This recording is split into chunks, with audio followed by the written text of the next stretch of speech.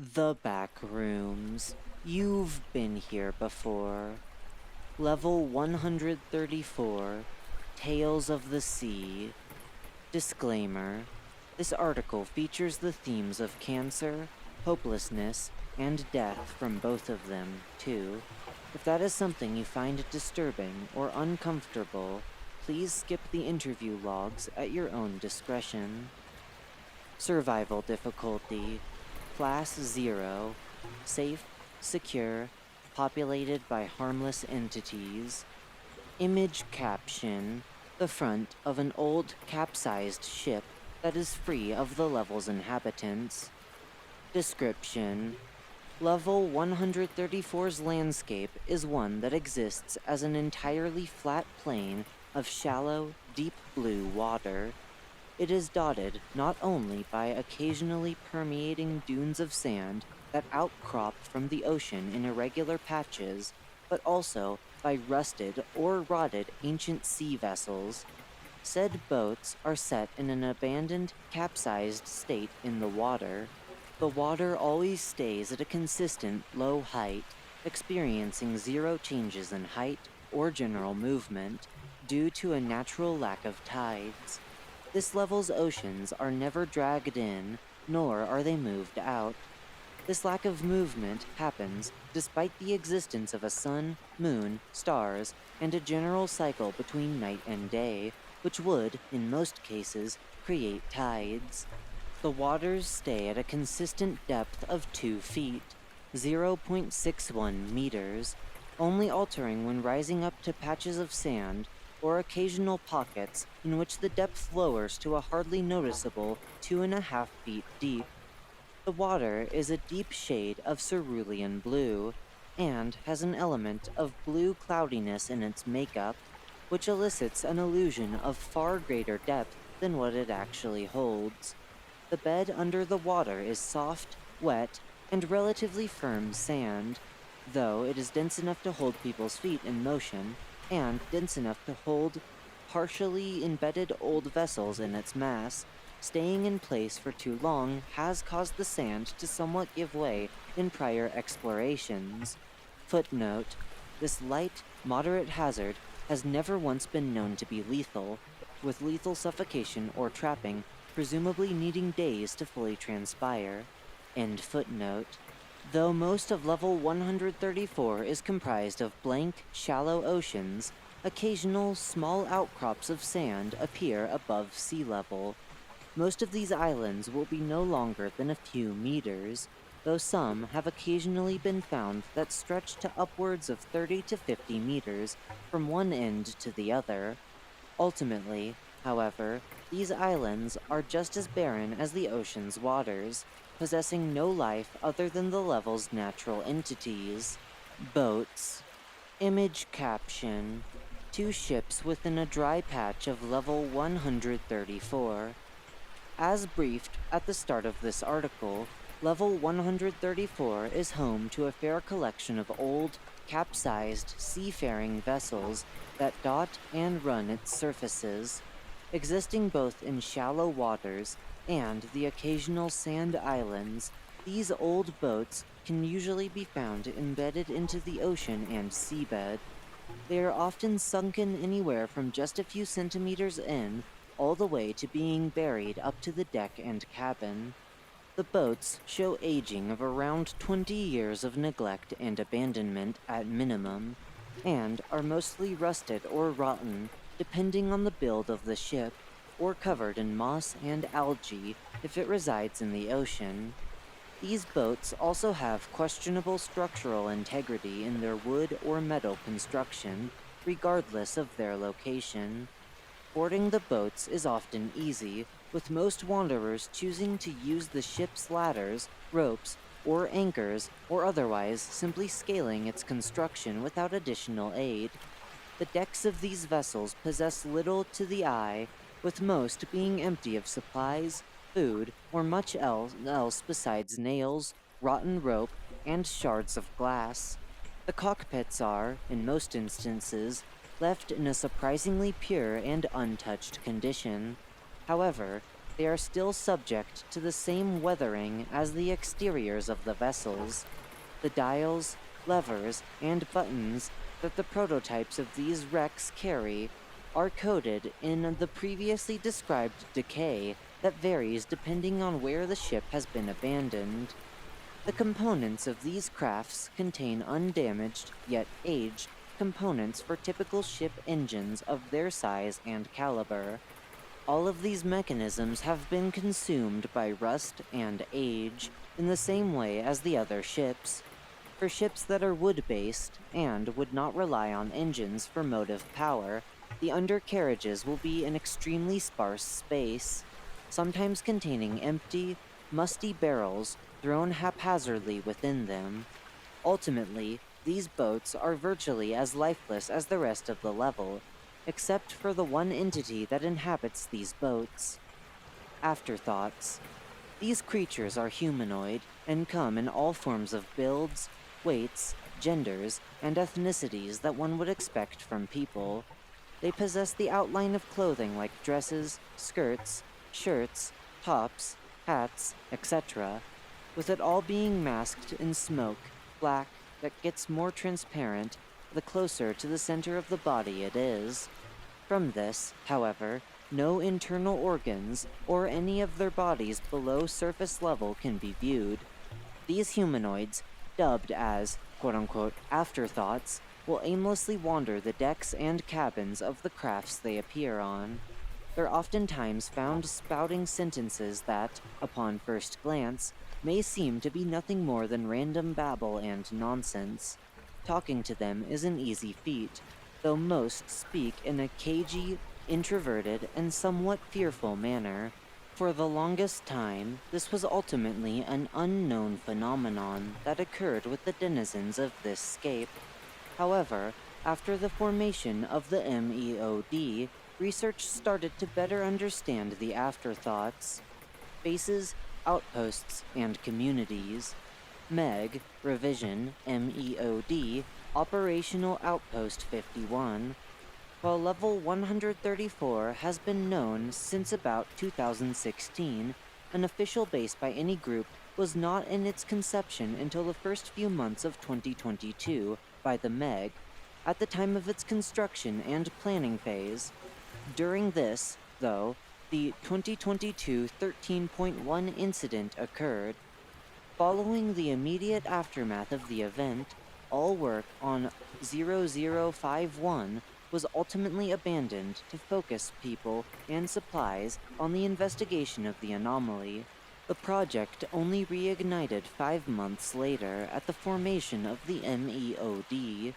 With the added number of groups and people under the wing of this conglomerate organization, it was decided that one of the first projects to prove the worth of the MEOD would be to restart the creation of 0051, and the thorough examination of the afterthoughts to confirm or deny theories about them. Work started in November, with the base construction being completed in December. Currently, it houses 13 inhabitants that originally were from both the Meg and the Calig Institute in order to catalog and understand what the afterthoughts were. Investigation of the afterthoughts.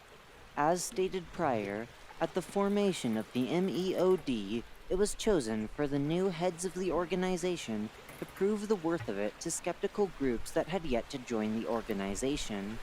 As such, using the strength of the former MEG, BNTG, some smaller undocumented groups, and loaned help from the at the time unamalgamated Calig Institute, it was officially found out that the afterthoughts were deceased individuals caught in transit between the level or front rooms variant they hailed from and the grave.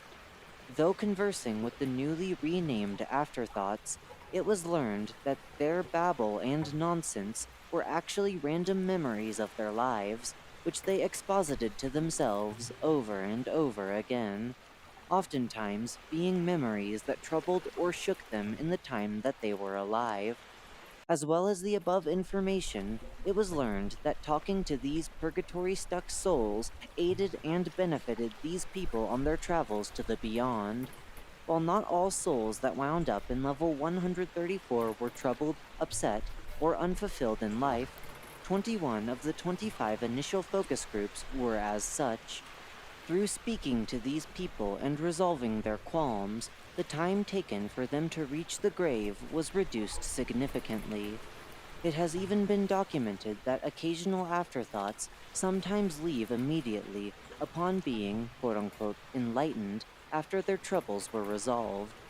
While there are 75 recorded or transcribed interviews and talks with afterthoughts, for the sake of brevity, only 2 examples of interviews with prior souls have been chosen for this article. Sally. Show interview. Begin log. Time. 12 o'clock. Date. 05/01/2023. Location. Level 134. Stood upon an old wooden fishing vessel that was in a beached location. Interviewer. Somalia Hanks. Interviewee. Sally. At this time, Sally is standing at the stern of the ancient sea ship. She was looking down at the sand with her hands together, quietly speaking to herself awkwardly and in a confused and bewildered manner. Somalia Hanks, after watching the small spirit, chooses to approach them, tapping their shoulder as they overlooked the boat. Somalia was followed by Mark Sampson, Jane Baker, and Penelope Harveston, with the team being in charge of the camera, audio equipment, and cataloging respectively. Somalia Hanks. Hello? Can we speak to you? Sally seemed to jump a little, gasping in surprise at being spoken to and tapped. Her arms coiled in to hug her stomach, turning around slowly after. Though hard to tell, her brow furrowed as her head tilted up to look at the group, choosing to take a few small, slow steps away from them until her legs hit the wall of the stern. Sally. Speak with me? Why? Sally asks in a somewhat childish tone and voice. Somalia Hanks. We just want to know more about you, miss. Miss Hanks briefly looks behind her to check on the other individuals on her group. Somalia Hanks. Just a couple questions is all. No harm in it, I hope. Sally. I don't know. You're all pointing things at me. I don't like it. Miss Hanks sighs quietly, glancing at Miss Baker, with Miss Hanks opting to push away the boom pole away from Sally a slight bit. Somalia Hanks. Let's try to make this person comfortable, you three. Try to stay out of her face. Sally. Oh, thanks there. Sally continued to exhibit clear shows of awkwardness, with Somalia choosing to take a step back from Sally and fan out her arms to move Mr. Sampson, Miss Baker, and Miss Harveston back with her, choosing to do so purely for the comfort of the afterthought. Somalia Hanks. May we ask you these questions now? Sally. Okay, ma'am. Somalia Hanks. Easy one to start. What's your name? Sally. Oh, I can answer that. Sally. Somalia Hanks. Okay, noted. So, Sally, what are you doing out here? You don't look too old. Sally. No, I'm only 8. And, I don't know. I'm just, around. No one to really say hi to. Somalia Hanks. Good thing we're here then, eh, kid? Miss Hanks tells Sally in order to comfort her, offering a handout for them to hold or take. Sally. I guess. Are you sure you want my hand? My mom said not to do that. Miss Hanks looks to Miss Harveston, informing her to write down that Sally's use of mom dictates her to most likely be of American descent. Somalia Hanks. Really? Well, tell me why, Sally. Why is it bad for me to hold your hand? Sally. Mom, well, she said that what I have spreads, blamed it on school stuff, gave me or something. Doctor said cancer or whatever isn't contagious, but I trust my mom more than them. Miss Hanks opens her mouth briefly, allegedly to rebut Sally's comment. However, Miss Hanks chose to stay silent on the matter, choosing instead to retract her hand back from Sally to make the interview quicker and less confrontational. Somalia Hanks, well, I'll trust your mom too. What happened to her? Was she around for you? Sally mumbles, hugging her stomach a bit more as her quiet murmurs turned into upset whimpers. Sally, she, uh, was sad at me and angry, then stopped coming to the doctor's place. I didn't see her again. Somalia Hanks, why is that? Did she care for you? Sally, mm, I, I hope so.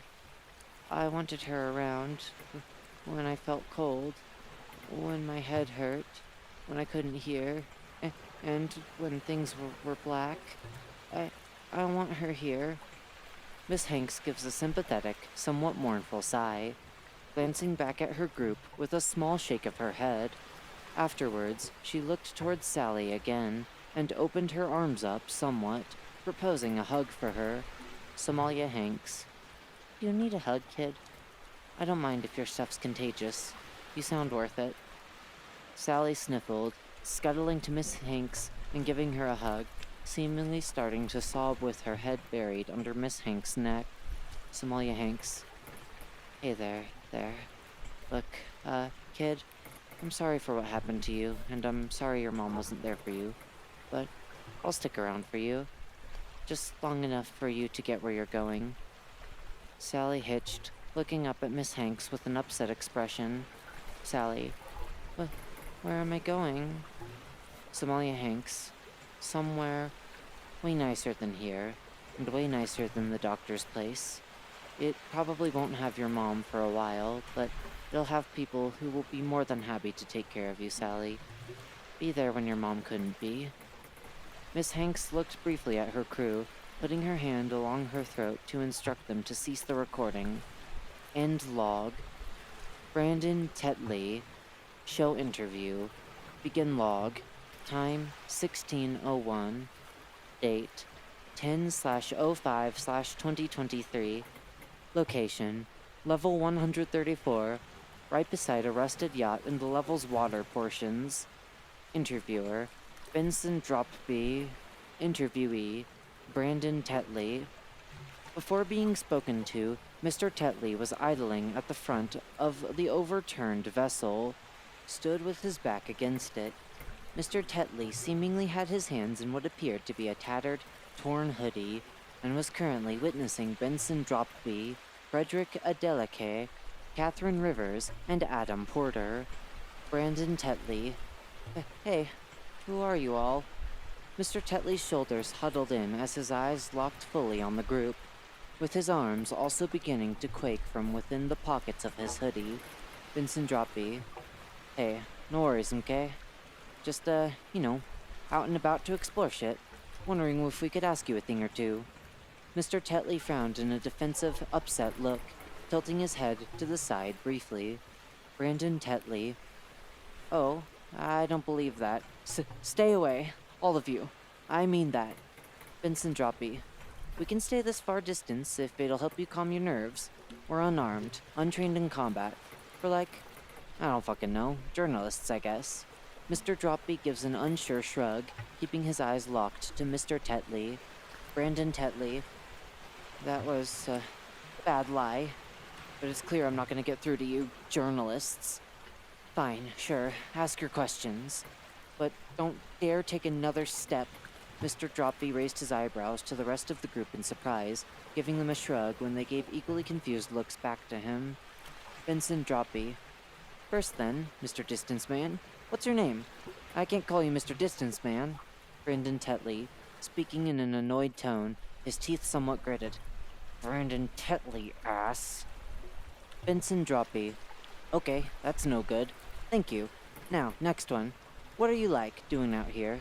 Can you tell us a little? Brandon Tetley. I'm not detailing specifics.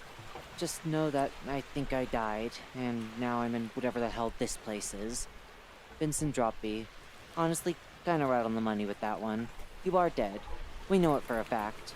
You're like a trapped soul that can't get to what comes after. Mr. Tetley seems to freeze upon hearing this information, burying his hands further into his pockets as his head tilted away from the group, looking down to the waters below his feet. Brandon Tetley. That's... really? You didn't just kidnap me and steal me to, I don't know, the coast of Havarig or something? Vincent Droppy. Coast of where? Actually, it doesn't matter. We didn't steal you, no. As hard as it is to believe. You're just going to have to trust us on it. Mr. Tetley's general persona seemed to dwindle and diminish, his arms deflating out of his hoodie pockets. Brendan Tetley.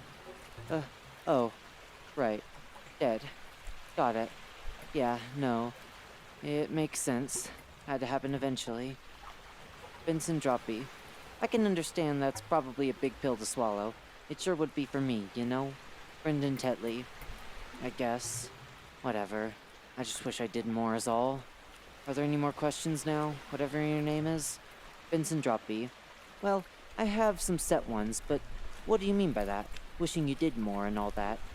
Brendan Tetley. I'd prefer if you stuck to whatever your pre-planned questions are. Mr. Dropby temporarily paused, contemplating briefly to himself, shaking his head. Prince Benson Dropby. I could, but this is really just meant to know about you. What went on in your life and why you're here instead of what comes after. My own questions will speed up this process tenfold for you. Brendan Tetley. Fine then, jerk. What did you want to know about again? Vincent Dropby. Just about the whole wanting to do more thing. I've forgotten your exact quote. Vincent Tetley. Right, yeah, okay. Mr. Tetley took a long, drawn-out sigh, kicking his foot lightly into the water. Brandon Tetley. I wanted more out of life, I guess. I had ambitions, and they got squandered. Vincent Dropby. Squandered how? Mr. Tetley frowns and raises his lip to give a bitter, disappointed look to Mr. Dropby, rolling his eyes. Brandon Tetley. Life and circumstances. Both pulled snake eyes on me. No real parents, no real home. All I wanted was to be a racer. It was a childhood dream at foster homes and orphanages. Vincent Dropby. Did you get far with that dream? Brandon Tetley. No, not in the slightest. Barely learned how to drive. Never spoke to the right people. Fuck, I never even played any racing games. Vincent Dropby. Shit. I'm sorry. Can I, ask how you got here? Brandon Tetley. You mean how I died? Vincent Dropby. Yeah, basically that, to be honest. If you're okay with sharing. Brandon Tetley. Some guy, I literally don't know who they showed up out of nowhere, stabbed me, left me to die on the street. I was there for hours. No help came, no one heard me. I was, alone and unfulfilled. Benson Dropby. Hey, look, though Mr. Dropby begins to speak, he's swiftly cut off and interrupted by Mr. Tetley, his face morphing into something more upset and troubled. Brandon Tetley. Do I get another chance in what comes after? It's not just like hell or something, is it? Is my chance to live my dreams over? Benson Dropby. Truth be told, no clue. I don't know enough about these kind of places personally to tell you. Honestly, I'd like to think that there is. Brandon Tetley. Yeah, that would be nice, wouldn't it? I hope your thought is right. Benson Dropby. I'm sure it is, Brandon. You'll get your chance to be that racer. You've just gotta leave here to get it. Brandon Tetley. Yeah, sounds easy enough. Thanks, you bunch of idiots. End log. Entrances and exits. Entrances. Inside level 46, Arabian Desert, a wanderer may occasionally be able to find trapdoors buried into the sandy dunes. Once sufficiently uncovered, they can be used to reach level 134.